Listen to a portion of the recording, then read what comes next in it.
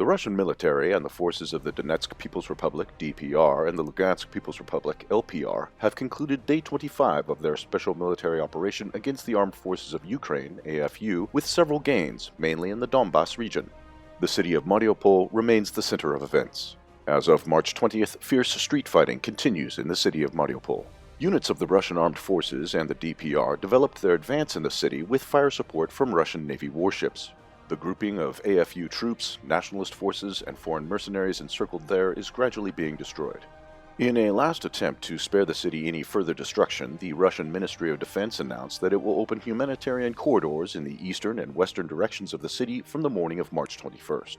Russian forces will give AFU troops, nationalist forces, and foreign mercenaries a possibility to leave Mariupol unharmed via humanitarian corridors.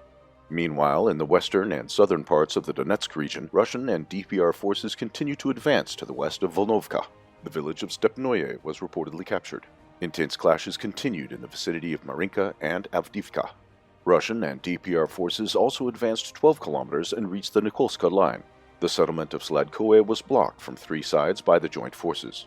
Work is currently underway to eliminate the remnants of nationalist formations and the 54th Separate Mechanized Brigade of the AFU in the settlements of Sladkoe, Novokrinka, and Shlaterskoe.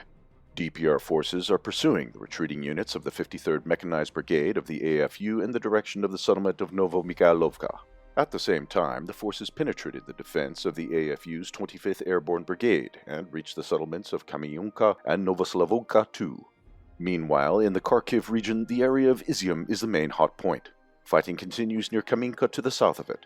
Russian and LPR forces are working to eliminate the defense of AFU troops there to open the door for an advance on Slavyansk and Kramatorsk. In the region of Kherson, the situation is under complete control. The region has become a logistical hub for the group of Russians involved in both operations around Mariupol and Mykolaiv. The road from Crimea to Kherson city has been fully secured by Russian forces. In the region of Mykolaiv, Russian troops tighten their siege on the provincial capital by expanding their zone of control around it and establishing strong points in such areas such as Pervomaiske and Sinigrivka. Meanwhile, in the regions of Cherniv and Sumy in northern Ukraine, the military situation remained almost the same. All the large cities are besieged by the Russian military that does not appear to be planning to storm them anytime soon. On the western front of the Ukrainian capital Kiev, Russian forces continued to expand their zone of control. Russian forces have been gradually advancing towards the towns of Makarov, Belgorodka, and Bishev. Russian forces also conducted security operations in the already liberated villages and towns there. The Russian military continues to carry out precision strikes on high-value military targets in Ukraine. On March 20th, fresh strikes on military infrastructure facilities in Ukraine were carried out. A high-precision air-launched missile hit the training center for Special Operations Forces of the AFU where foreign mercenaries were based. The strike on the base near the settlement of Ovruch in the Zhytomyr region eliminated more than 100 members of pro-Kiev forces. Furthermore, a salvo of Karabir cruise missiles from the Black Sea hit the Nezhin repair plant and destroyed workshops for the repair of Ukrainian armored vehicles damaged in the hostilities. Another strike with caliber missiles from the Caspian Sea and hypersonic aeroballistic missiles Kinzhal from the airspace over the territory of Crimea destroyed a large base for storing fuel and lubricants of the Ukrainian armed forces near the village of Konstantinovka in the Mykolaiv region. This base was used for supplies of fuel for Ukrainian armored vehicles in the combat areas in southern Ukraine.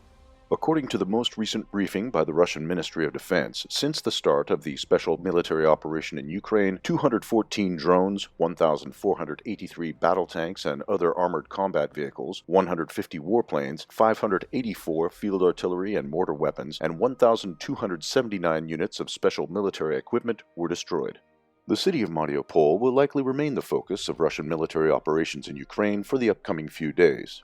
Once the city is captured by Russian forces, the other fronts in Donbass will likely see more intensive operations. Kiev's forces to the east of the Dnieper River may end up getting besieged within a few weeks.